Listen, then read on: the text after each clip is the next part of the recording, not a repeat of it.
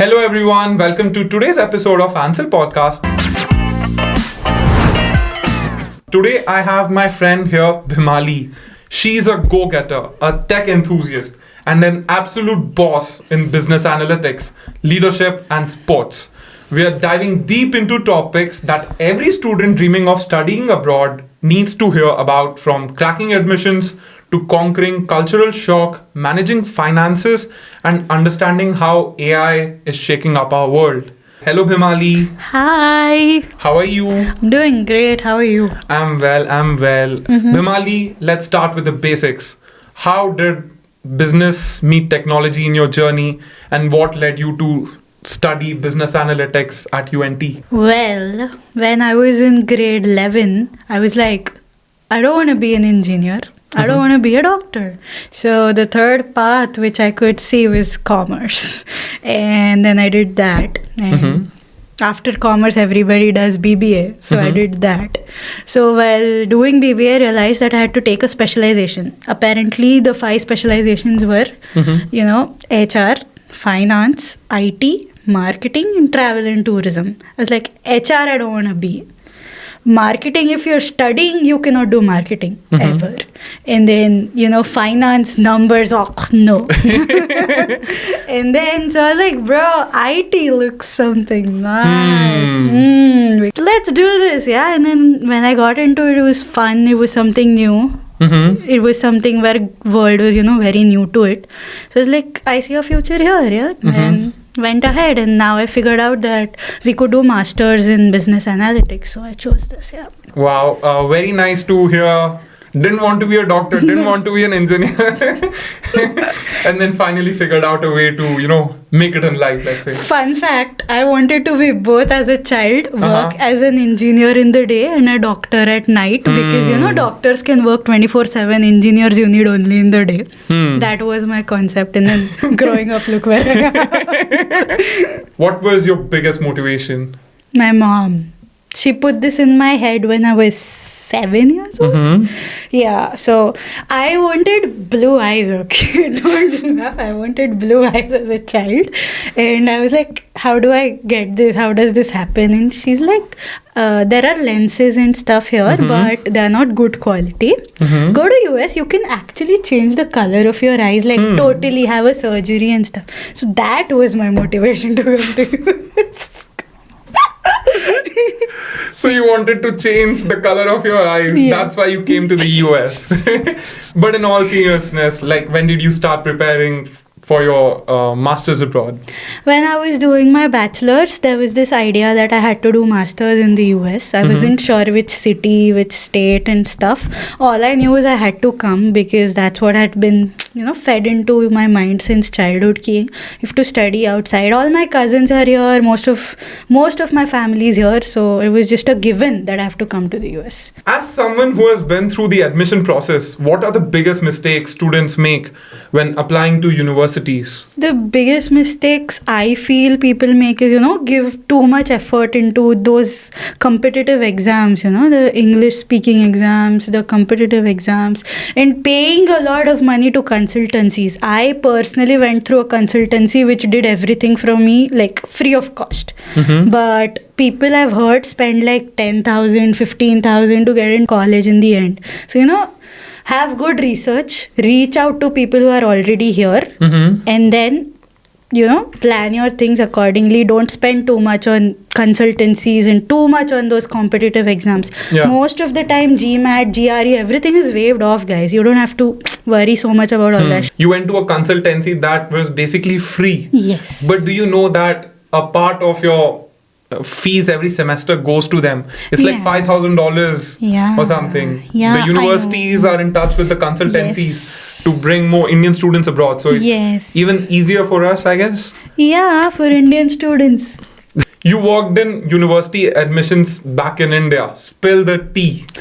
What universities actually look for in applicants, and how can students boost their chances of getting accepted? Bro, they just look for your money. They don't care. Honestly speaking, too honest, sorry. But yeah, while I was in the admissions office, all we were supposed to do, call up people and get them to know that there's this university, it exists, come have a look at it. They make this fake scenario that you have to pass a competitive exam and all. When it comes to private universities, it's all a facade. They just want you to be sure that you want to be here. They welcome how many people are coming, they'll welcome those many people. They'll take you in. Don't make it a huge headache. It's easy. All you have to do is show up. Let's talk about SOPs and recommendations. Was it more stressful than your first breakup? What's your secret to making these stand out? SOPs, I got help personally. I got help from my cousins who are already studying here. And obviously ChatGPT, guys, it's not a secret anymore. And yeah, but using AI, you have to use it very mindfully. You have to just take its help. You don't have to depend on it completely. Put your own thought also. I am a writer, so I write a lot. For me, writing SOPs was a piece of cake. It was actually something that I wanted to do personally. So if you're interested in words, what these people, colleges, they look for mostly is how good your vocabulary is. Yeah. Again, don't make it too complicated. Keep it simple. Keep it to the point. Don't make paragraphs and stuff. Just show that you're interested and capable and you're good to go. But I want to ask a little bit about the recommendation letters. What was the process and how did you get them? I had no idea that we were supposed to do all this, honestly. And after I graduated from my bachelor's, I needed it.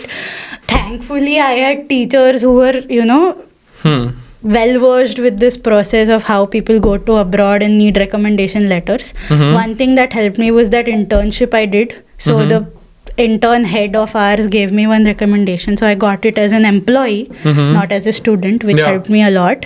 Then I had 2 professors from my IT department who helped me out with this. So, when you're studying in college, have at least 1 or 2 professors that remember your name and know what you did in life, so that they can help you come abroad, guys. Bheem, off camera you told me an interesting story about your admission process into UNT. Can you tell our audience that? Okay, let's do this.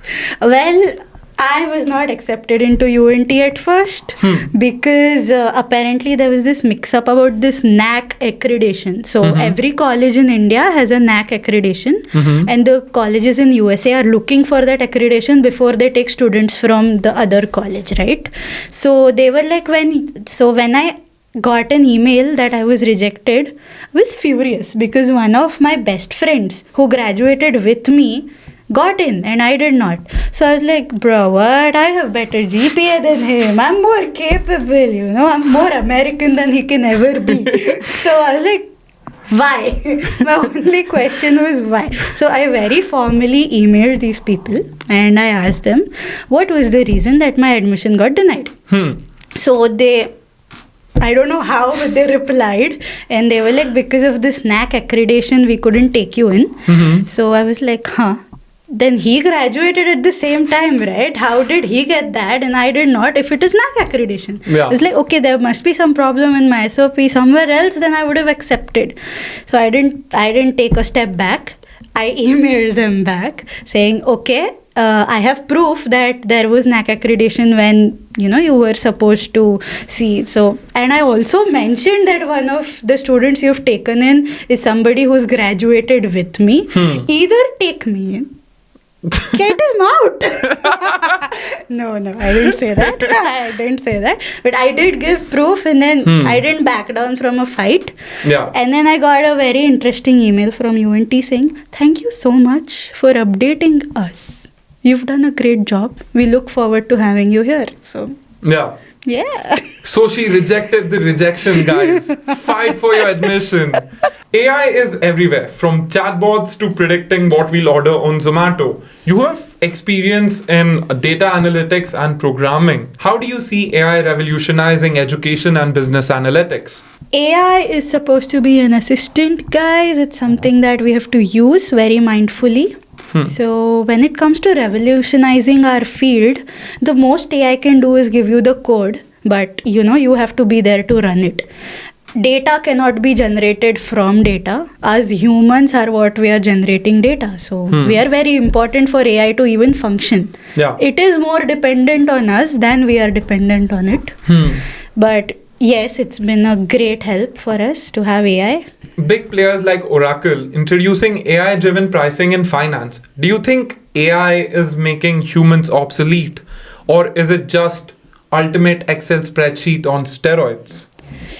Well, I'll go with the second option you gave, Let's just keep it there. Don't want to be commenting on something that might take over the world. Let's talk about ethics in AI. What should students be careful about when working with AI, given the whole AI washing controversy? Well, ethics is something that we have to have in life about everything. So AI is also an aspect of life these days.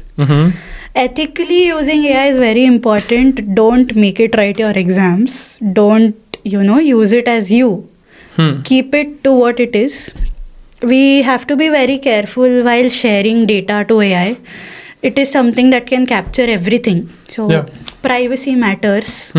We have to be very careful about how much information we are giving out. You have to learn how to command and take answers from AI. You cannot expect it to do everything for you, then it will just give bullshit answers. It's all about how you use your brain to use that artificial brain. You have to start somewhere, It's a two-way street. You cannot expect AI to work for you completely.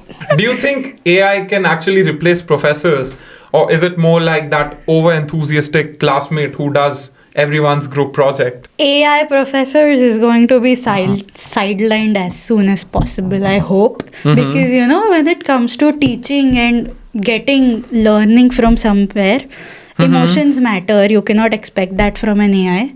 We connect to teachers. As students, we want to connect to teachers, their experiences. See, most of our classes used to be fun when the teacher used to go off topic and tell about her childhood. Or, tell us about how her marriage is not working. So AI will never do that, guys. People will stop going to college and be like, no, we want professors back. No. Exactly. AI cannot take over any job. Yeah. It can be useful. Someday the teacher doesn't want to come in. It can be useful as a substitute professor or something.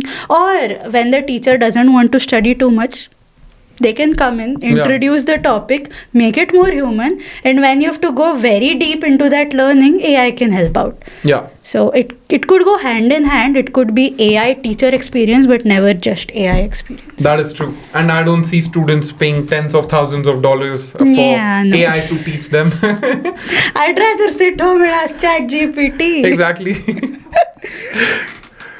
What was the most shocking expense when you moved first to the US? I had no idea that taxes were hidden. That, us Indians have a habit, MRP is MRP. You don't have to pay upon that. When I got here, the first thing I realized is something you see the rate about it, you have to expect $2 more because that's what taxes are going to do to you here. Yeah. And the another shock was the amount of rent we have to pay to live in the amount of space. It just doesn't go hand in hand, For this much area, you're paying $300. And then later when you start comparing, you're like, bro, what? No! So the first thing we have to stop doing is comparing INR. Then you'll have nightmares if you keep comparing for every single thing you do. Second thing, start earning here and spending here. Easy, no? Yeah. So make sure you start earning here. Yeah. Don't spend dollars when you think of rupees. Just spend dollars, earn dollars, spend dollars. Can you tell us a little bit about your on-campus job? Getting this job is also a fun story, guys. So when I was on my first day of classes, it was a Thursday. It was in the month of August. I was sitting in my class and, I didn't know anybody. I just noticed one guy who came really late to class and, he was just touching his face a lot. So that made me curious about why he was touching his face so much. So in the break, I went and asked him apparently what his name was and why he was touching. So that was Zuhair, everybody. And he was So later he told me something why he was touching his face, and we got to conversation. We became good friends. Why was he touching his face? He was vaping, guys. Okay. Yeah. So, and then I saw him doing something on his laptop. It was a bridge course or something. Mm-hmm. So I asked him, "What is this? What are you doing?" And then he was like, "I just got a job on campus. Mm-hmm. So I'm doing the bridge course for this." I was like, "Huh? Really? We just got here. I heard that people don't get on-campus jobs in the first semester." He's like, "Nothing like that, bro. You just have to go ask." I was like, "How did you get it?" He's like, "I went to Chick-fil-A. I spoke to the manager. I told her that I need money. I need the finances, and she offered it to me." I was like, "Okay, great. I'll also do what you did." Out of fun, obviously. I didn't expect any results out of this. After class, we go to Chick-fil-A. I go inside, and then there's this tall guy working at Chick-fil-A. I read his name. It says Guru. I was like, "Guru, where is the manager?" And he's like, "Right there, somewhere near the kiosk." I was like, "Acha, okay." And then I go to the kiosk. I see this lady, very middle old age kind of a person. I look at her and I was like, "Are you the manager?" She looks at me like this and, doubt, like, why is this girl asking me this question? And then she's like, "No, I'm not the manager." And then I read her nameplate. It says Rebecca, manager. I'm like, "Why are you lying to me? You're the manager." And then she started laughing. And then she's like, "Okay, I'm the manager. What do you want?" And I was like, "I want a job." With the cutest face I could make. I was like, so she literally took me to the counter and then she asked me my details, and I got the job luckily, very luckily. Later I found out that she was the most strict managers of all people. She never entertains people. So it was just a lucky day, guys. So now I work at Chick-fil-A. Yeah. We get to work 20 hours legally. We have to work under that. I mostly make around $700 per month. Covers my rent, covers my expenses, covers me buying Prada glasses. So yeah. Good thing, yeah. So just go get it, guys. Go to the manager, speak to them that you're interested in the job. Speak up, always speak up. Opportunity will never present itself. You always have to create one. Here there is competition like hell. Everybody wants to get a job. Everybody wants to work. So you cannot expect anybody to come and help you out. You have to go speak, shamelessly knock at every door and ask. Keep asking for it. Doesn't make you lesser of a person. It just gives you something that you need, which is money. So yeah. Scholarships are like finding a golden ticket in a Willy Wonka bar. Any secret tips for applying and actually winning them? So scholarships are, there's always on the portal of whichever university you choose. You have to go to that portal, read all the policies. Most of the times, it has one button to apply to all possible scholarships. And it's not that big of a deal. You have to have a great essay. You have to, point out why you are capable of having what you want. Yeah. Once you do that, once you crack that code, you're good to go. You'll mostly get it. Necessary evil or not worth the stress?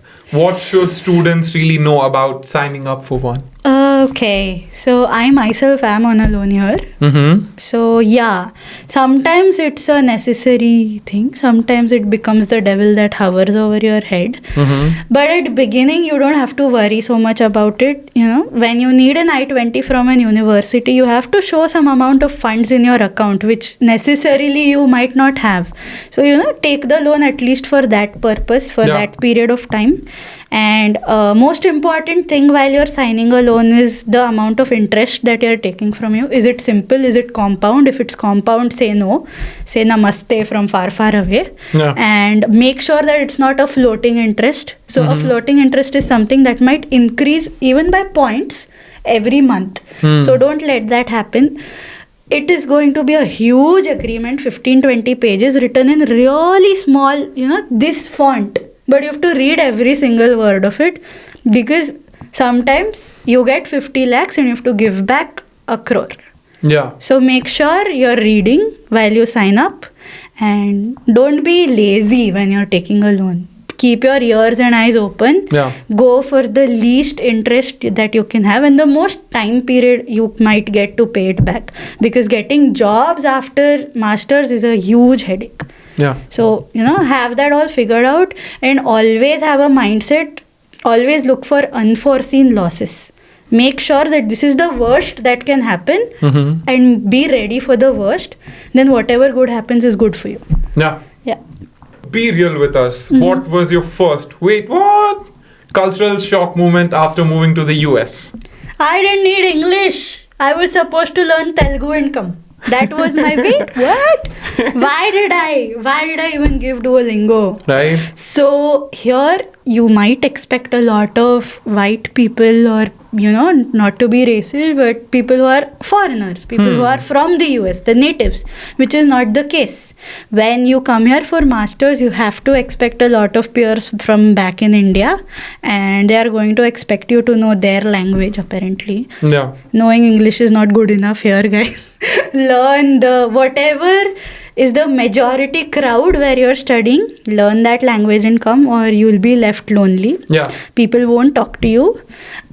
Yes, some people are good, some people will come, some people will help you out, but majority of people will not and you'll have that sense of, in your head that, bro, did I make a mistake coming here? I was good back in India. That happens a lot, but we have to go past it and, look at the bright side when there is. Education system abroad is wildly different. What was your biggest academic adjustment? To me, I was ready for this. I knew that education system here is different. So, as I was growing up, I studied like I had to study here.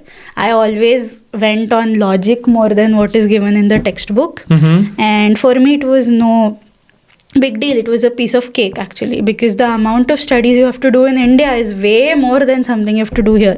It's a lot easier here. The only thing is you have to be very mindful about what you're saying. The assignments are basically based on logic. They do not look for textbook knowledge. They only look for giving you practical, study here. They train you for the companies. They are not looking for how much you can study. They are looking for how well you can study in given amount of time. It's all about quality, not quantity when it comes here. Yeah, I don't think so. Students need to mug up for exams here. No.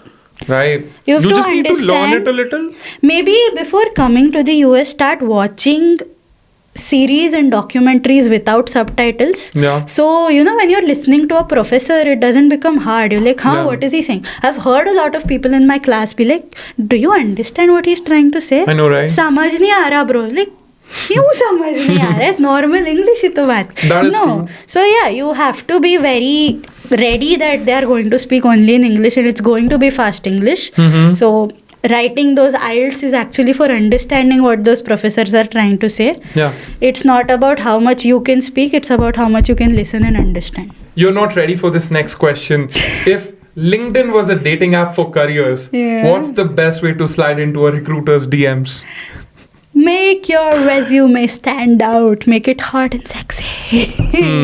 That's a nice one. So, make your resume hot and sexy. Don't keep one resume. Don't keep one CV. Keep different resumes. You have to have different types of resumes. Based on the job profile, you select what resume goes best there. Most of us assume that having one resume or one CV is enough. Big shock. No. You need different types of resumes for different types of job. Now I'm applying for marketing, I have a different resume. I'm applying for business analyst positions, I have a different resume. So in that resume, there is, something that is related to that field. In marketing, it is related to that field. If I mug up and keep everything in one resume, the AI. So here recruiters are not seeing the resume themselves. First it goes to an AI, it matches keywords, then it goes to the recruiter. So for that keywords to match, you have to have different kinds of resumes based on what position you're applying for, and then go ahead. So, just like you have different personalities on a dating app, different pictures for different people, have different resumes, make sure you put the right one in the right place, match the puzzle, you're good to go. Okay, I love that answer, Bheem. Thank you so much. Visa stress is exam stress times 100. Any hacks for making the student visa process easier? Don't take stress during, applying for visas and stuff. So be very polite to whoever is taking your interview. Be very confident. And there are some types of questions and some types of answers that you have to give. Don't be a lame ass when you go there. Let them know that you're going back to your country once your study is done. Don't let them know you want to settle here. Your visa is good. A lot of students worry about visa rejections. What are the biggest red flags and how can they avoid them? Learn how to speak English. Don't stammer while you're speaking. Don't be scared of the language. It's just a language. And let them know that you're really capable of being here, so they will let you come. And don't show a lot of money. Don't show a lot of ego. Always be kind and open to all kinds of situations that will come in life. You cannot always expect that you'll get it, and you cannot always be in a bad mood that you won't get it. True. You have to be open-minded towards all these things. Coming to USA is not such a big thing that happens to a person. So even if you're studying in India, it's good. Even if you're studying in the US, it's the same. Just be happy wherever you are, What are the realistic options for staying and working abroad after graduating? The first thing I will do is, start applying for jobs from now, which is my second semester here, guys. So I'll start applying and I'll apply like 100 jobs per day because that's how much you have to. You cannot do 1 job, 2 job and expect interviews. 1 and 2 is very less. 100 is the number you start with. You start right now. You, as I said, knock every door shamelessly. One or the other company will hire. Obviously, I have different resumes for different types of jobs. So that's one thing. And even after doing all this, if I don't get a white collar job, I might try going in, working in Canada. If that doesn't happen, my last option is going back to India and working there. So Bharat Mata ki jai, bro. Always, bro. That's my comforter. I'll fall back to India. Let's be honest. Stress is inevitable. How do you deal with burnout and academic pressure? I don't compare myself to my peers. I compare myself to me. I feel like me growing as a person is more important than comparing myself to who else is growing and who else is having what in life. If I am 1% happier than I was yesterday, it's a win for me.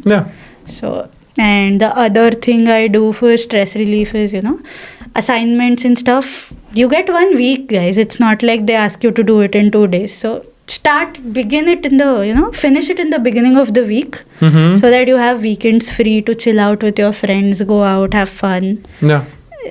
Just don't make it a big issue. Keep it easy, keep it simple. Compare yourself with yourself. How can students balance academic, part-time work and social life? So part-time you mostly get on the days you don't have classes. So the day you have classes, revise everything, hear it out, go to the class. Don't be people who don't go to class just because the professor is not taking attendance. You're paying for that. You're here because you want to learn. You're not here to earn money. That's not your primary goal. Your primary goal is to finish this master's you've come here for. Go to classes, finish assignments in time. Keep work as work. Don't make it your life. Don't stress over work a lot. Just, be like, okay, this is my source of income for now. This is fun. Get money from there. And always keep at least 2 days for just yourself, hanging out, completely free, no assignments, no work, just hanging out, being with friends. Even if you don't like hanging out, Netflix and chill by yourself. But keep 2 days. For sure. One piece of advice you would give your past self before moving abroad? It's not always going to be fun, but most of the part is going to be good and have to be ready for, the bad phases too. Bheemali, it has been an absolute blast. Yes. Talking to you today. Before we sign off, where can students connect with you for guidance or career insights? Reach me out on my Instagram, guys. That's the only place I respond on. So, yes. Given in bio. Done. To our listeners, if today's episode made you laugh, think or rethink your plans. Share it with your friends. Follow Ancile Academy and Ancile Inc. for more real talk on education and careers. Until next time, stay curious, stay ambitious, and don't forget to budget for coffee. Bye, guys. Ciao.